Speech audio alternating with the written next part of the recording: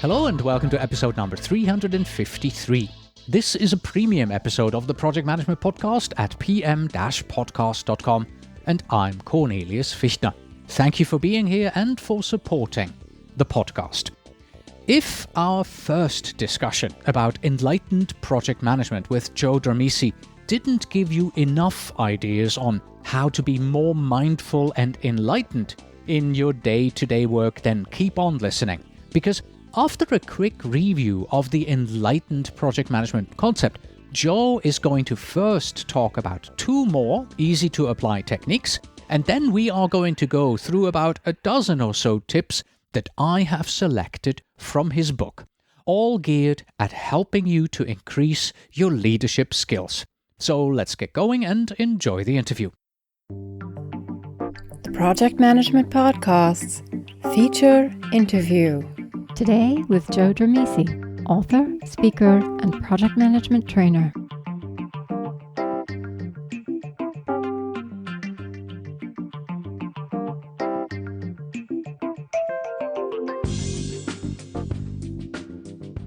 Hello, Joe. Welcome back to the Project Management Podcast. Well, thank you, Cornelius. Thanks for having me back again. It was fun last time, and hopefully it'll be lots of fun here this time.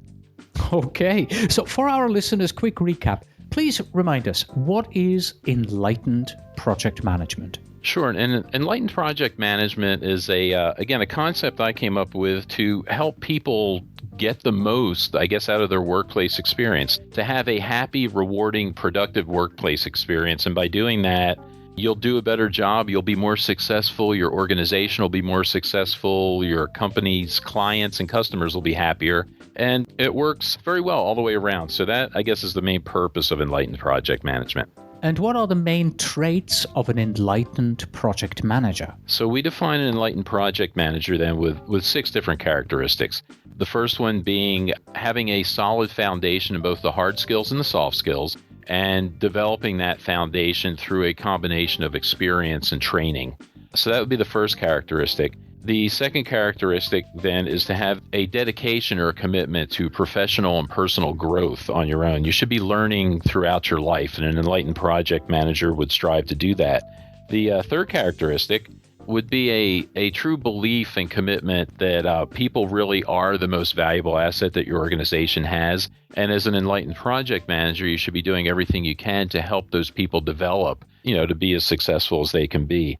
The fourth characteristic then should be an ability to distinguish between a healthy and an unhealthy workplace environment or workplace culture. Unfortunately, too many organizations today have more of a dysfunctional culture than maybe they should.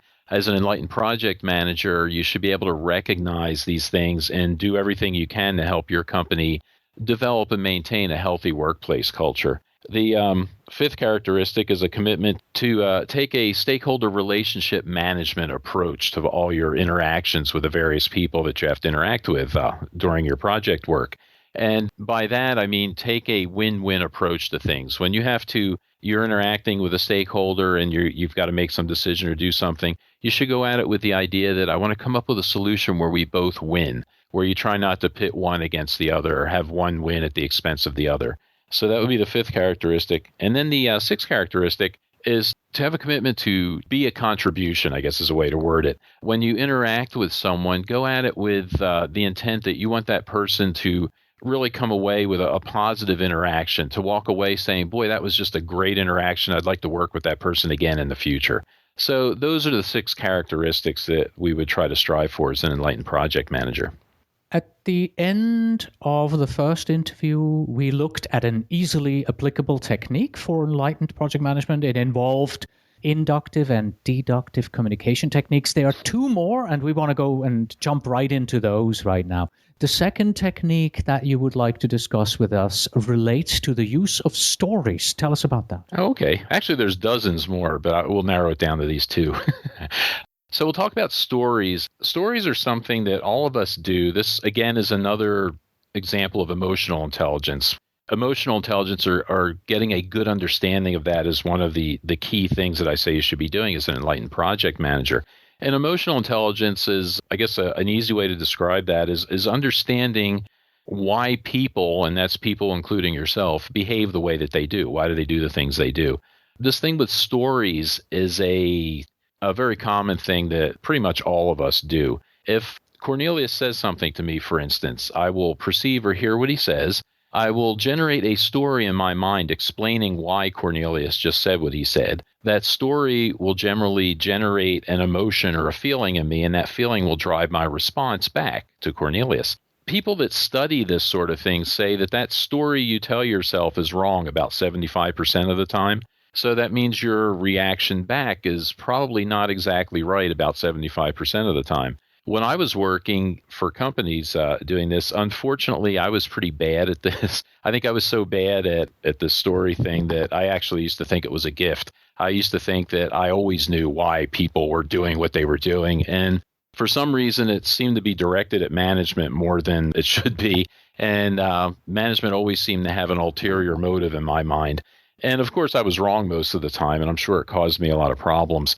Once you realize this thing, you can catch yourself now, because for me, it's really easy. If I hear something and I start reacting like that, what I could do is I catch myself as soon as I do it, and I could ask myself a question. Do I really know that? And the answer usually is no, I don't really know that.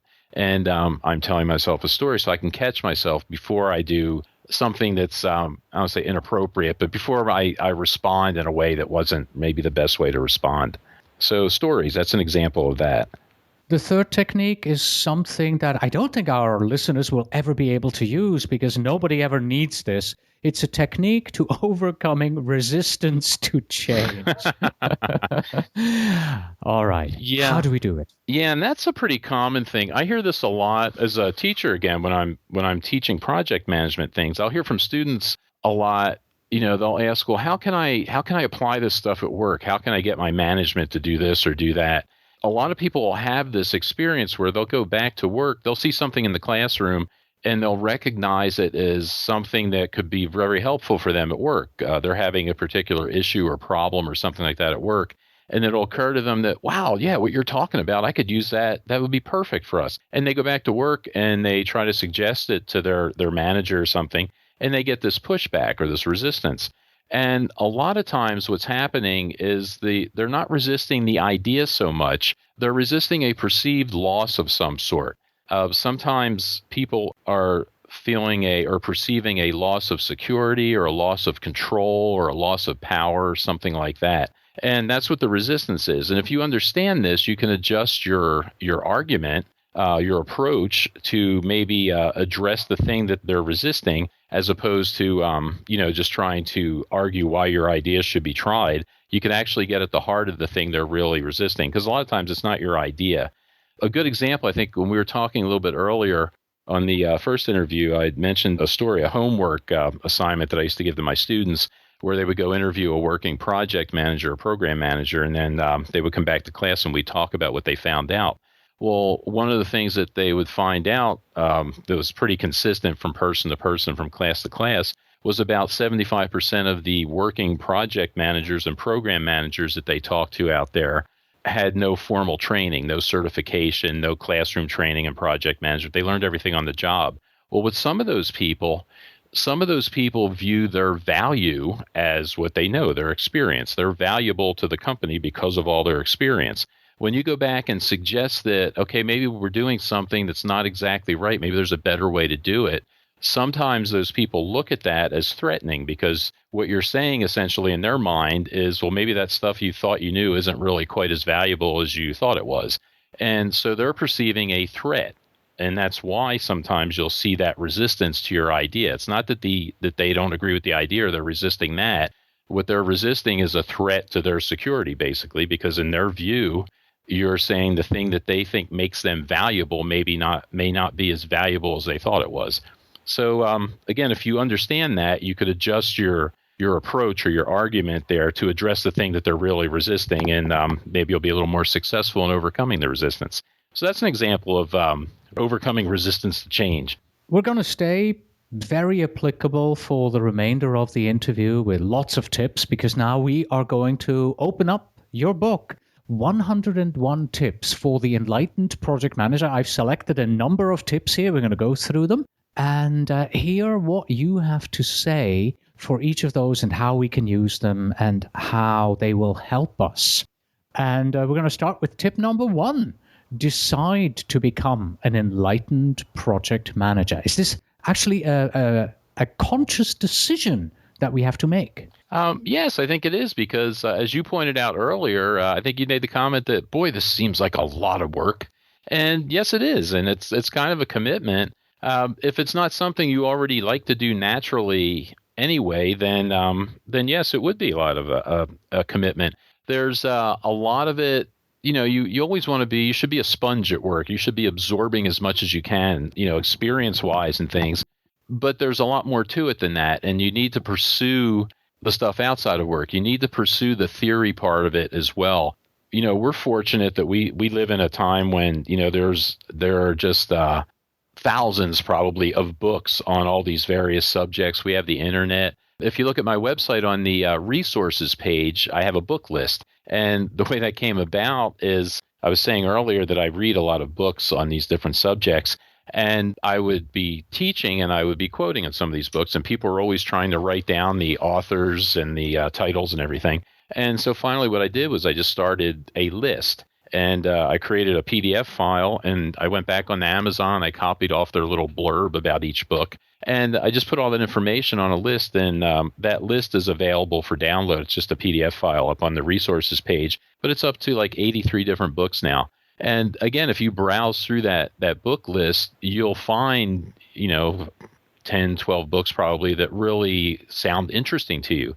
Start with that. Start reading those things. Make a commitment to growing personally and professionally. I mean, that's the biggest thing to get started on this. We're moving on to tip number 5. Be a multiplier, not a diminisher. Okay. And those terms come from a woman named Liz Wiseman, who wrote a book called Multipliers. And she's talking about different manager styles, basically, different styles that certain managers have. And some of them have styles of how she describes as being a diminisher. You've probably seen people that say were superstars in one division or one company or something, and then they transfer and they go work for another group. And now they're no longer a superstar anymore. They're not considered anything. They're average or worse. And sometimes what's going on is there are certain characteristics that managers can develop that diminish the capabilities of the people that work for them. And that's what she's talking about there. And you don't want to be a diminisher. Things that diminishers do, for example, micromanagement, creating an environment where people are afraid to challenge ideas, where you have to have a low conflict environment. You've probably worked in some of us have worked with groups where if you raise something, a concern with something that's not working well, you're immediately tagged as the negative non-team player. If you do things like that, you create that kind of environment, you become what she calls a diminisher. You diminish the capabilities and the skills of the people that are working for you. As a project manager, you don't want to do that. As an enlightened project manager, you would know better not to do that. You don't want to consider yourself the smartest person in the room, and you don't want to behave that way. That would be a diminisher. The multipliers, on the other hand, behave in such a way that they bring out the best in their employees. They encourage their employees to try things, to take risks, to throw ideas out there, to be better.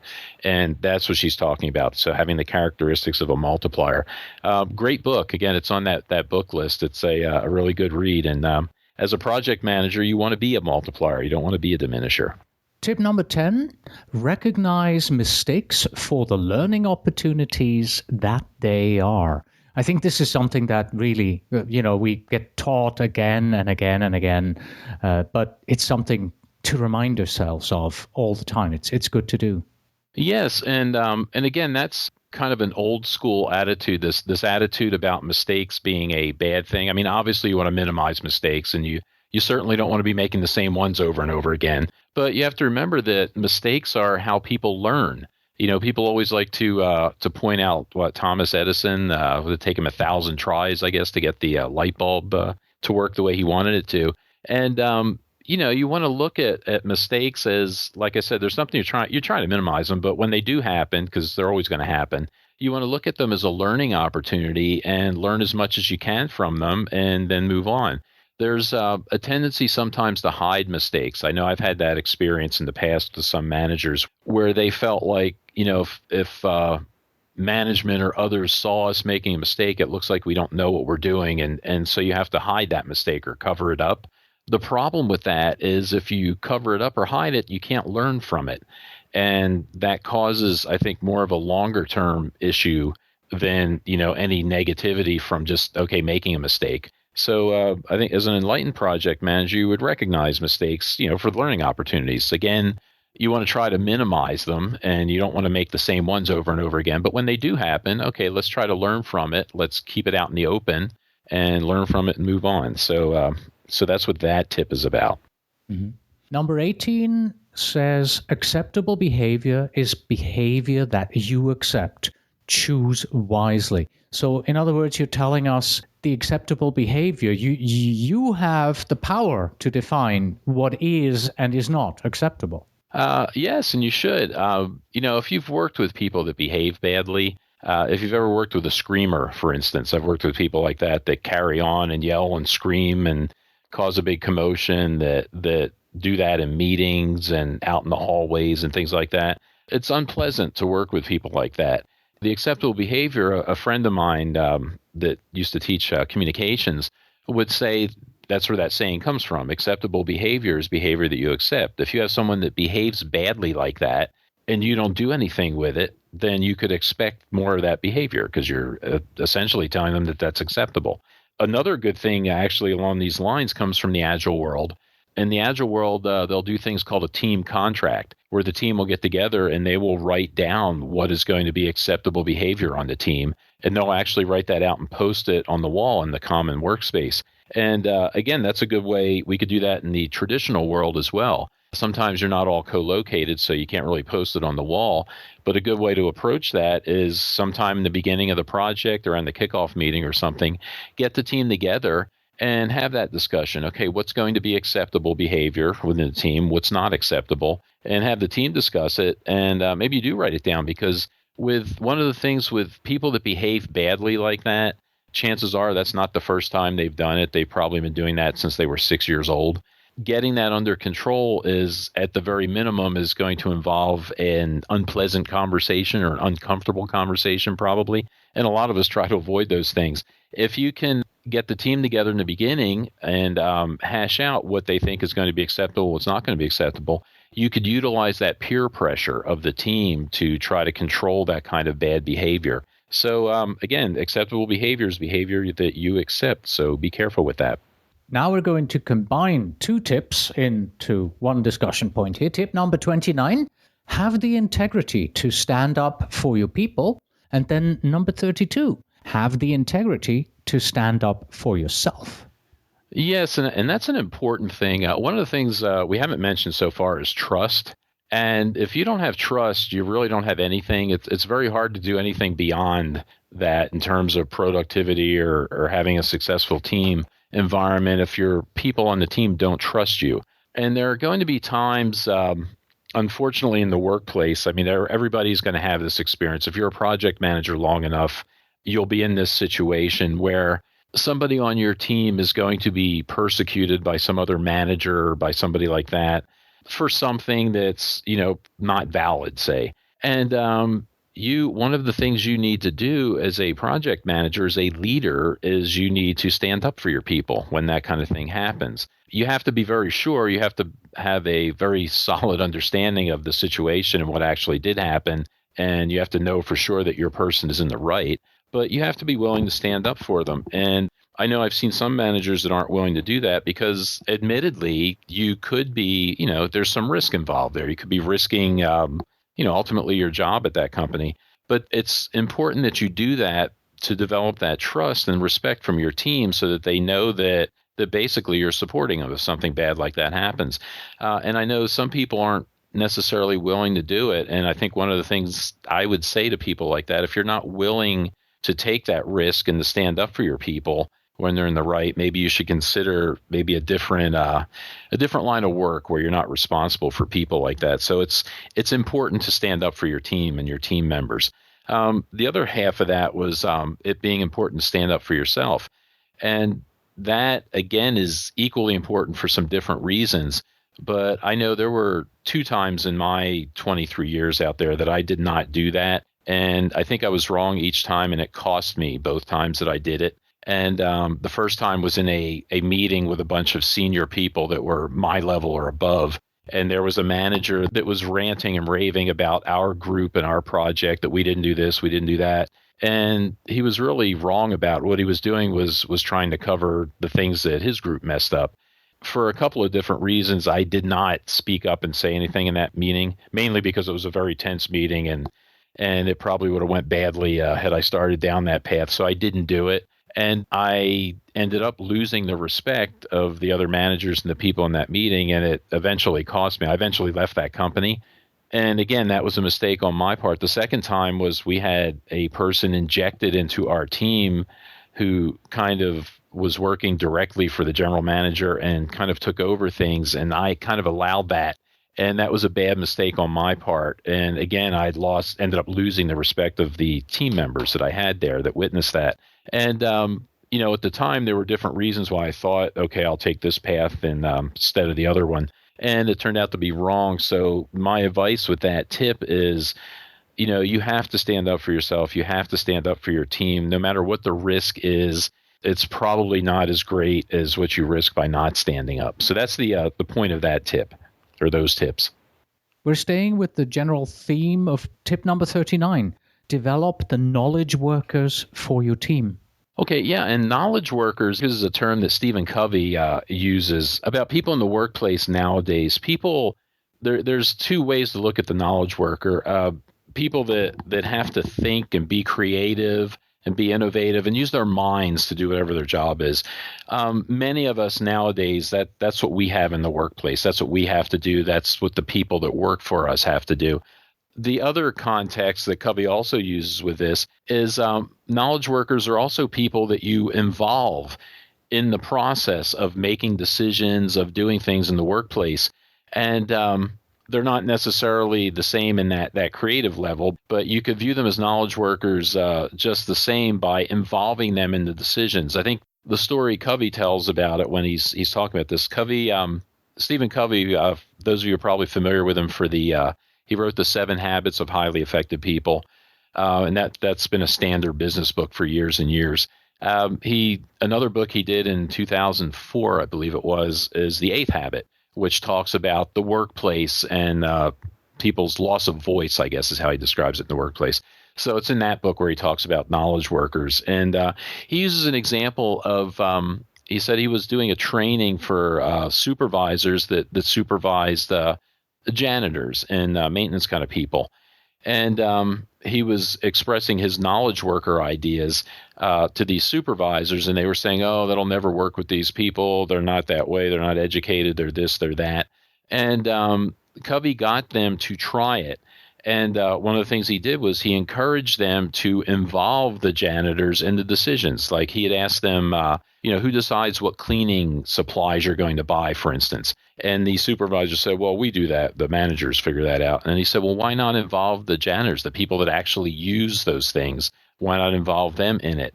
And that's a way of developing knowledge workers. And he said when they did that, they were very reluctant at first to do it. And they tried it, and he went back, I think it was 6 months later or something, and the supervisors were just shocked at the change in attitude with all the people that they had working for them. And they attributed that to involving those people into the decision-making part of it, and to doing that, to developing the knowledge worker. So, and again, that's kind of related to Liz Wiseman and her diminishers and multipliers. It's the same thing as being a multiplier, really. It's very similar. You want to involve your people as much as you can in that kind of stuff. We're going from tip number 39 straight to tip number 62. Seek to influence rather than to persuade.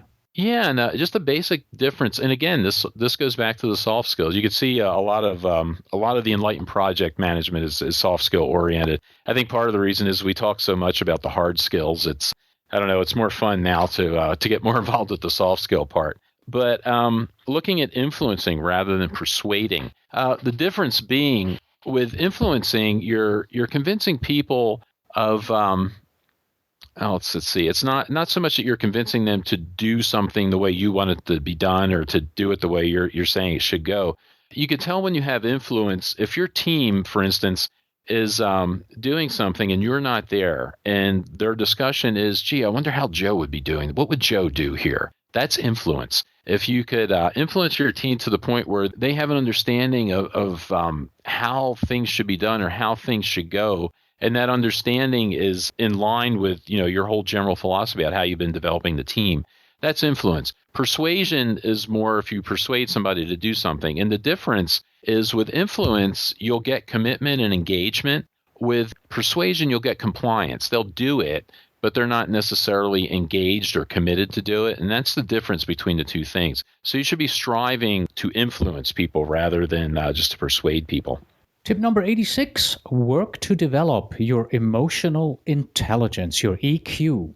Yeah, and that's a lot of these things you could probably roll into that broad category. I think we mentioned a little bit earlier, emotional intelligence is developing an understanding of why people behave the way they do. And again, people including yourself. It's important to understand why you do what you do so that you can deal with that kind of thing.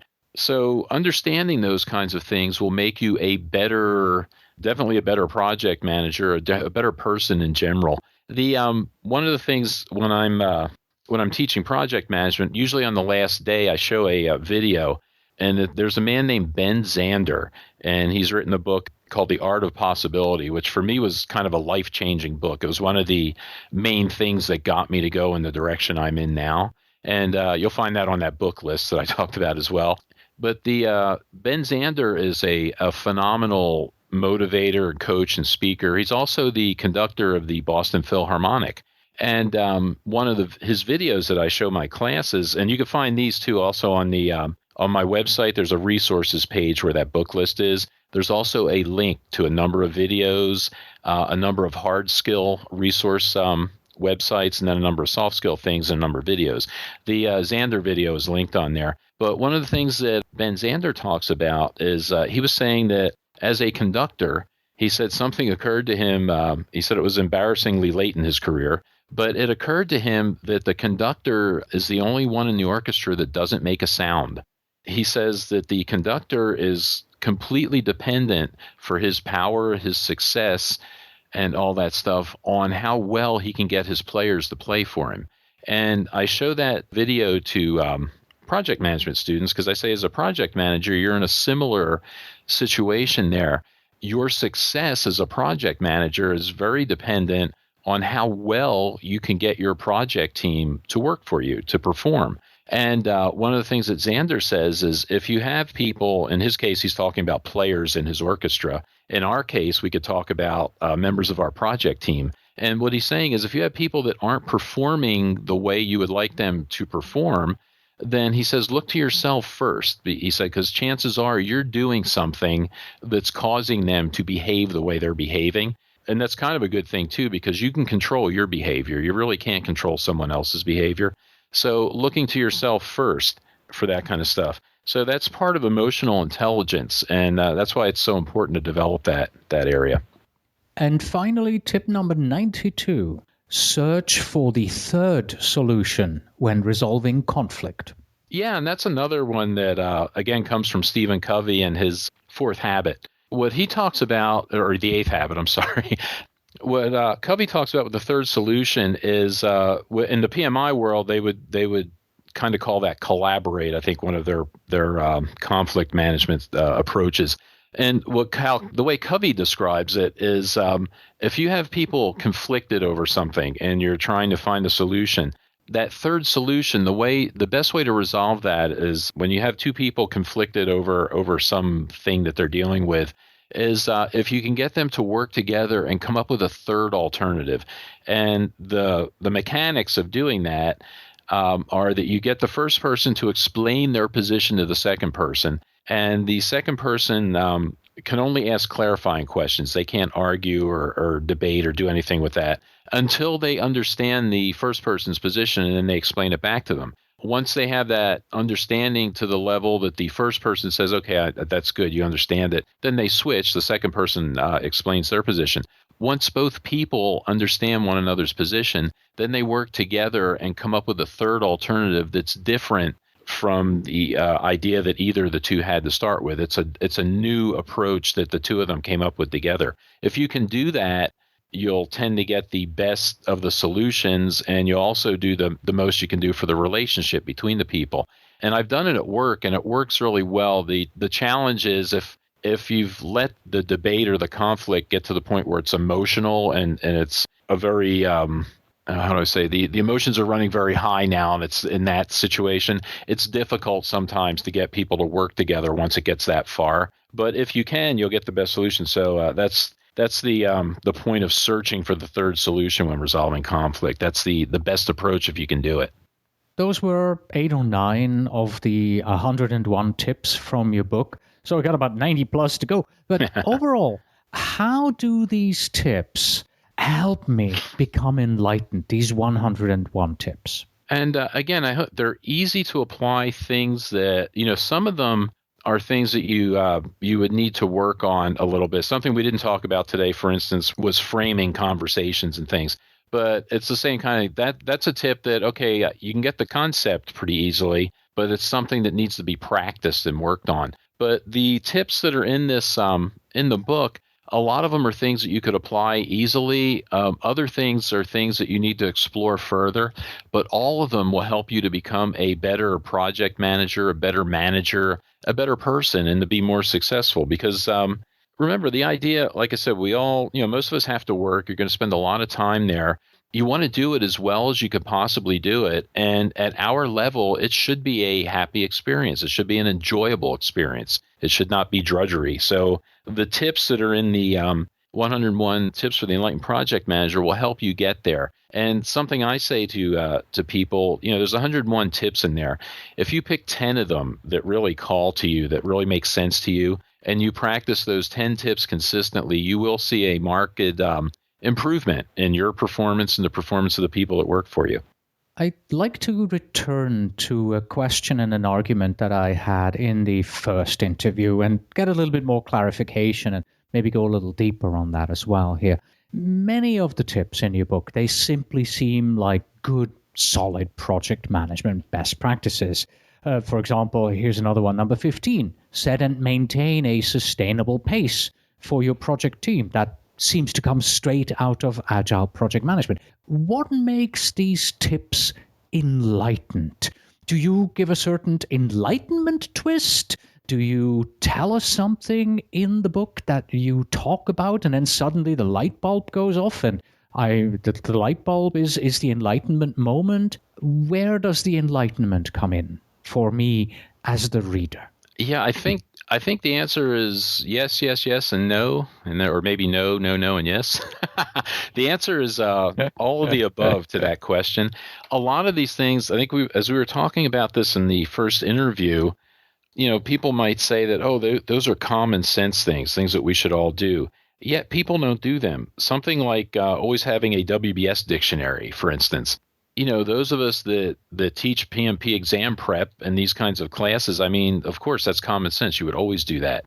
For the 75% of the project managers out there that are managing projects and they have no certification, no education, that's not common sense to them.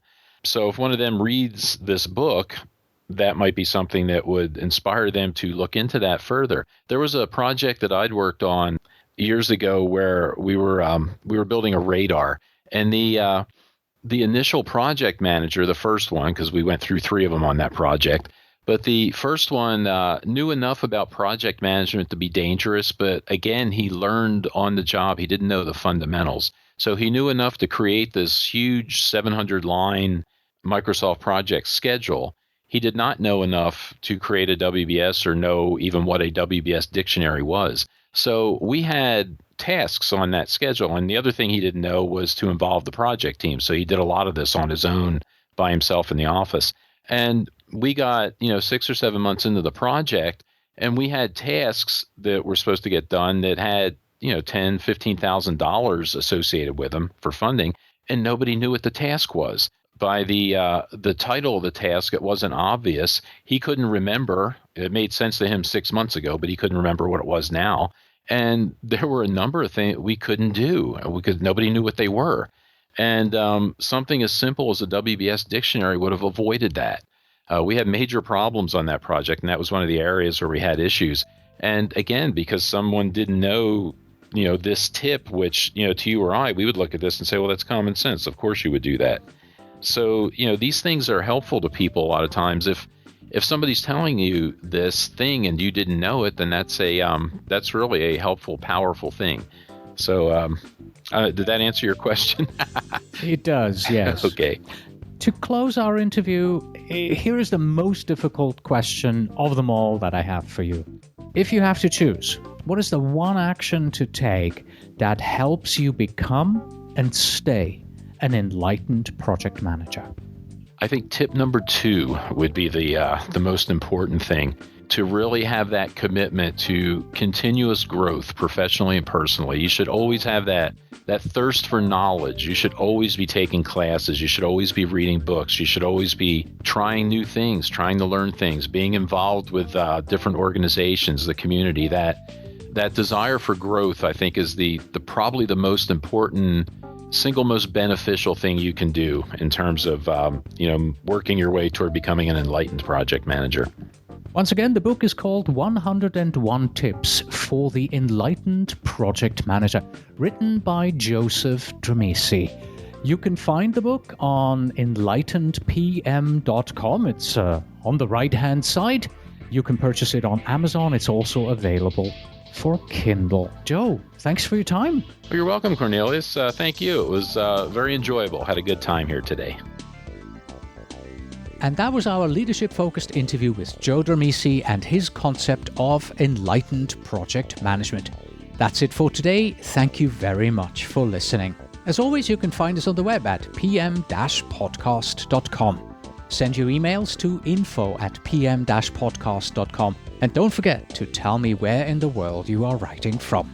And finally, we have this quote from John Nesbitt. Leadership involves finding a parade and getting in front of it.